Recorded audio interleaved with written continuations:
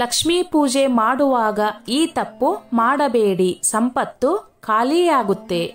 ಶ್ರಾವಣ ಮಾಸದಲ್ಲಿ ಬರುವ ಹೆಣ್ಣು ಮಕ್ಕಳ ನೆಚ್ಚಿನ ಹಬ್ಬವಾದ ವರಮಹಾಲಕ್ಷ್ಮಿ ಹಬ್ಬಕ್ಕೆ ದಿನಗಣನೆ ಶುರುವಾಗಿದೆ. ಸಂಪತ್ತು, ಸಮೃದ್ಧಿ ಮತ್ತು ಅದೃಷ್ಟದ ದೇವತೆ ಲಕ್ಷ್ಮೀ ದೇವಿಯನ್ನು ಈ ದಿನ ಆರಾಧಿಸಲಾಗುತ್ತದೆ. ಆದರೆ ಈ ದಿನ ಪೂಜೆ ಮಾಡುವಾಗ ನಾವು ಕೆಲವೊಂದು ತಪ್ಪುಗಳನ್ನ ಮಾಡಬಾರದು. ಆ ತಪ್ಪುಗಳೇನು ಎಂಬುದು ಇಲ್ಲಿ ತಿಳಿಯೋಣ. ಶ್ರಾವಣ ಮಾಸದಲ್ಲಿ ಬರುವ ವಿಶೇಷ ಹಬ್ಬಗಳಲ್ಲಿ ವರಮಹಾಲಕ್ಷ್ಮಿ ಹಬ್ಬ ಸಹ ಒಂದು. ಈ ಹಬ್ಬವನ್ನ ಎಲ್ಲಾ ಮಹಿಳೆಯರು ಆಚರಿಸುತ್ತಾರೆ. ಈ ಹಬ್ಬದ ದಿನ ವ್ರತ ಹಾಗೂ ಉಪವಾಸಗಳನ್ನ ಮಾಡಲಾಗುತ್ತದೆ. ವರಲಕ್ಷ್ಮಿ ವ್ರತವನ್ನ ಲಕ್ಷ್ಮಿಯ ಆರಾಧನೆ ಮಾಡಲು ಮೀಸಲಿಡಲಾಗಿದೆ. ಸಾಮಾನ್ಯವಾಗಿ ಶ್ರಾವಣ ಮಾಸದ ಶುಕ್ಲ ಪಕ್ಷದಲ್ಲಿ ಕೊನೆಯ ಶುಕ್ರವಾರದಂದು ಈ ಹಬ್ಬವನ್ನ ಆಚರಿಸಲಾಗುತ್ತದೆ. ಈ ಹಬ್ಬವನ್ನ ಹೆಚ್ಚಾಗಿ ಮುತ್ತೈದೆಯರು ಆಚರಿಸುತ್ತಾರೆ. ಹಬ್ಬವನ್ನ ಶ್ರಾವಣ ಮಾಸದಲ್ಲಿ ಶುಕ್ಲ ಪಕ್ಷದ ಶುಕ್ರವಾರದಂದು ಆಚರಿಸಲಾಗುತ್ತದೆ. ಈ ವರ್ಷ ವರಲಕ್ಷ್ಮಿ ವ್ರತವು ಆಗಸ್ಟ್ 16ರಂದು ಬಂದಿದ್ದು, ಈ ಮಂಗಳಕರ ದಿನದಂದು ವಿಶೇಷ ಆಚರಣೆಗಳನ್ನು ಮಾಡುವ ಮೂಲಕ ಲಕ್ಷ್ಮೀ ದೇವಿಗೆ ಪ್ರಾರ್ಥನೆ ಸಲ್ಲಿಸಲಾಗುತ್ತದೆ. ಈ ದಿನ ಮಹಿಳೆಯರು ಕಲಶವನ್ನ ಸ್ಥಾಪಿಸಿ ವಿಶೇಷ ಪೂಜೆಗಳನ್ನ ಮಾಡಲಾಗುತ್ತದೆ. ಈ ದಿನ ಪೂಜೆ ಮಾಡಿದರೆ ದೇವಿ ನಾವು ಕೇಳಿದೆಲ್ಲವನ್ನು ದಯಪಾಲಿಸುತ್ತಾಳೆ. ಮುಖ್ಯವಾಗಿ ಕೇಳುವ ವರಗಳನ್ನ ನೀಡುತ್ತಾಳೆ ಎನ್ನುವ ನಂಬಿಕೆ ಇದೆ. ಈ ವ್ರತ ಮಾಡುವುದರಿಂದ ಸಂಪತ್ತು ಮತ್ತು ಸಮೃದ್ಧಿ ಸಿಗುತ್ತದೆ ಎನ್ನಲಾಗುತ್ತದೆ. ವರಮಹಾಲಕ್ಷ್ಮಿ ಹಬ್ಬವು ಹಿಂದೂ ಸಂಸ್ಕೃತಿಯಲ್ಲಿ ಹೆಚ್ಚಿನ ಪ್ರಾಮುಖ್ಯತೆಯನ್ನು ಹೊಂದಿದೆ. ಇದು ಭಕ್ತಿ, ಕೃತಜ್ಞತೆ ಮತ್ತು ಸಮೃದ್ಧಿಯನ್ನು ಸಂಕೇತಿಸುತ್ತದೆ. ಸಂಪತ್ತು ಮತ್ತು ಅದೃಷ್ಟದ ದೇವತೆಯಾದ ಲಕ್ಷ್ಮೀ ದೇವಿಯನ್ನು ಪೂಜಿಸಲು ಈ ಹಬ್ಬವನ್ನು ಆಚರಿಸಲಾಗುತ್ತದೆ. ವರಲಕ್ಷ್ಮಿ ವ್ರತದ ಸಮಯದಲ್ಲಿ ಮನೆ ಸ್ವಚ್ಛವಾಗಿರಬೇಕು. ಸ್ವಚ್ಛತೆ ಎಂದರೆ ಮಹಾಲಕ್ಷ್ಮಿ ದೇವಿಗೆ ಇಷ್ಟ. ಸೂರ್ಯೋದಯಕ್ಕೆ ಮುಂಚೆ ಎದ್ದು ಬಾಗಿಲನ್ನು ನೀರಿನಿಂದ ಚಿಮುಕಿಸಿ ಕುಂಕುಮ ಹಚ್ಚಿ ಕೈಗೆ ಕುಂಕುಮ ಹಾಗೂ ಅರಿಶಿನ ಹಾಕಿ ಮಹಾಲಕ್ಷ್ಮಿಯನ್ನು ಆಹ್ವಾನೆ ಮಾಡಿ ಮನೆ ಸ್ವಚ್ಛವಾಗಿರಬೇಕು. ಗುರುವಾರ ಸಂಜೆಯೇ ಮನೆಗಳನ್ನು ಸ್ವಚ್ಛಗೊಳಿಸಬೇಕು.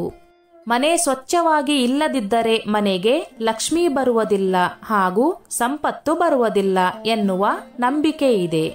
ವರಲಕ್ಷ್ಮಿ ವ್ರತವನ್ನು ಆಚರಿಸಲು ಬಯಸುವವರು ಈ ದಿನ ಊಟ ಮಾಡುವುದನ್ನು ಬಿಡಬೇಕು. ವರಲಕ್ಷ್ಮಿ ಪೂಜೆಯ ಮೊದಲು ಏನನ್ನು ತಿನ್ನಬೇಡಿ. ಯಾವಾಗಲೂ ಮೊದಲು ವರಲಕ್ಷ್ಮಿ ಪೂಜೆಯನ್ನು ಮಾಡಿ ಲಕ್ಷ್ಮಿ ಆರತಿ ಮಾಡಿ ಕುಟುಂಬ ಮತ್ತು ಸ್ನೇಹಿತರಿಗೆ ಪ್ರಸಾದವನ್ನು ವಿತರಿಸಿ. ರಾತ್ರಿ ವರಲಕ್ಷ್ಮಿ ಆರತಿ ಅರ್ಚನೆ ಮಾಡಿದ ನಂತರ ಹಣ್ಣುಗಳನ್ನು ತಿನ್ನಬಹುದು. ಮರುದಿನ ಪಾರಾಯಣ ಮಾಡಿದ ನಂತರ ಊಟ ಮಾಡಬೇಕು ಎನ್ನುವ ನಿಯಮವಿದೆ. ಆರೋಗ್ಯ ಸಮಸ್ಯೆ ಇದ್ದರೆ ಫಲಹಾರ ಸೇವನೆ ಮಾಡಬಹುದು. ಈ ದಿನ ಪೂಜೆ ಮಾಡುವ ವಿಧಾನ ತುಂಬಾ ಸರಳವಾಗಿ ಮಹಾಲಕ್ಷ್ಮಿ ಅಮ್ಮನವರಿಗೆ ಇಷ್ಟವಾಗುವ ರೀತಿ ಹಬ್ಬ ಮಾಡುವುದು ಹೇಗೆ? ಕೆಲವರ ಕುಟುಂಬದಲ್ಲಿ ಲಕ್ಷ್ಮಿ ಕೂರಿಸುವುದು ವಾಡಿಕೆಯಾಗಿ ಪಾಲಿಸುತ್ತಾರೆ. ಆದರೆ ಕೆಲವರಿಗೆ ಈ ಪದ್ಧತಿ ರೂಢಿಯಲ್ಲಿ ಇರುವುದಿಲ್ಲ. ಆದ್ದರಿಂದ ತುಂಬಾ ವಿಷಯದಲ್ಲಿ ಗೊಂದಲ ಇರುತ್ತದೆ. ವರಮಹಾಲಕ್ಷ್ಮಿ ವ್ರತ ಆಚರಣೆ ಮಾಡುವವರು ಪದ್ಧತಿ ಅನುಸರಿಸಬೇಕು.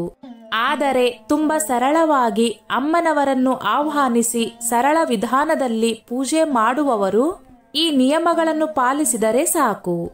ಮಹಾಲಕ್ಷ್ಮಿ ಅಮ್ಮನವರು ಸಂತೃಪ್ತಿಯಾಗುತ್ತಾರೆ.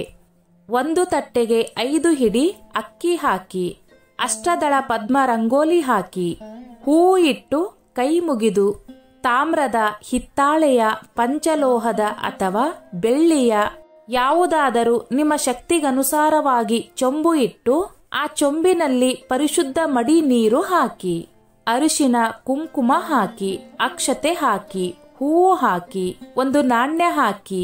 ನಿಮ್ಮ ಬಳಿ ಇದ್ದರೆ ಬೆಳ್ಳಿ ನಾಣ್ಯ, ಗೋಮತಿ ಚಕ್ರ, ಕವಡೆಗಳು, ಕಮಲದ ಬೀಜ, ಕೆಂಪು ಕಲ್ಲು ಸಕ್ಕರೆ, 6 ಲವಂಗಗಳು, 6 ಏಲಕ್ಕಿ, ಈ ರೀತಿ ನಿಮಗೆ ಒದಗುವ ಲಕ್ಷ್ಮೀ ಸಂಕೇತದ ವಸ್ತುಗಳನ್ನು ಕಳಸದ ಒಳಗೆ ಹಾಕಬಹುದು.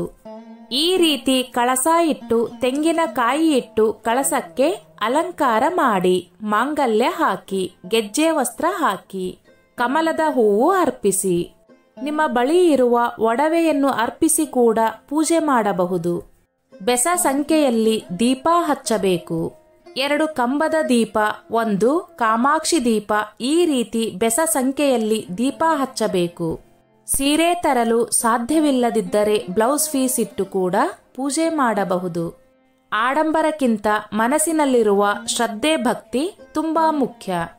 ಇನ್ನು ತಾಯಿಗೆ ಪ್ರಿಯವಾದ ನೈವೇದ್ಯ ಎಂದರೆ ಬೆಲ್ಲದನ್ನ, ಕೋಸಂಬರಿ, ಪಾನಕ, ಹೋಳಿಗೆ, ಪಾಯಸ, ನಿಂಬೆಹಣ್ಣಿನ ಚಿತ್ರಾನ್ನ ಹಾಗೂ ನಿಮ್ಮಿಂದ ಸಾಧ್ಯವಾಗುವ ತಿಂಡಿಗಳನ್ನು ಅರ್ಪಿಸಬಹುದು.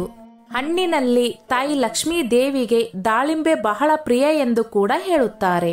ಹಣ್ಣುಗಳು, ಹೂವುಗಳು, ಸಿಹಿ ತಿಂಡಿಗಳು ಮತ್ತು ನಾಣ್ಯಗಳ ಅರ್ಪಣೆಯನ್ನು ದೇವರಿಗೆ ಭಕ್ತಿ ಮತ್ತು ಕೃತಜ್ಞತೆಯ ಸಂಕೇತವಾಗಿ ನೀಡಲಾಗುತ್ತದೆ. ಹಬ್ಬದ ಸಮಯದಲ್ಲಿ ಹೆಣ್ಣು ಮಕ್ಕಳನ್ನು ಕರೆದು ಕುಂಕುಮ ಅರಿಶಿನ ಸೇರಿ ಬಾಗೀನವನ್ನ ತಪ್ಪದೆ ನೀಡಬೇಕು ಎನ್ನುವ ನಿಯಮವಿದೆ. ಲಕ್ಷ್ಮೀ ಪೂಜೆಗೂ ಮುನ್ನ ಗಣೇಶನ ಪೂಜೆಯನ್ನು ಮಾಡಬೇಕು. ವರಲಕ್ಷ್ಮಿ ಪೂಜೆಯನ್ನು ಸಂತೃಪ್ತಿಯಿಂದ ಮಾಡಬೇಕು. ಹೀಗೆ ತಾಯಿಗೆ ಎಲ್ಲವನ್ನು ಅರ್ಪಿಸಿ ನಿಮಗೆ ಈಗಾಗಲೇ ನೀಡಿರುವ ಸೌಕರ್ಯಗಳಿಗೆ ಧನ್ಯವಾದಗಳನ್ನು ತಿಳಿಸಿ. ಭಕ್ತಿಯಿಂದ ತುಪ್ಪದ ಆರತಿ ಮಾಡಿ. ಮುತ್ತೈದೆಯರಿಗೆ ಅರಿಶಿನ ಕುಂಕುಮ ಕೊಟ್ಟು ನಿಮ್ಮ ಪೂಜೆಯನ್ನು ಪೂರ್ತಿ ಮಾಡಿ. ಸ್ನೇಹಿತರೆ, ಈ ನನ್ನ ಮಾಹಿತಿ ನಿಮಗೆ ಇಷ್ಟವಾಗಿದ್ದಲ್ಲಿ ದಯವಿಟ್ಟು ಶೇರ್ ಮಾಡಿ, ಲೈಕ್ ಮಾಡಿ ಮತ್ತು ಸಬ್ಸ್ಕ್ರೈಬ್ ಮಾಡಿ.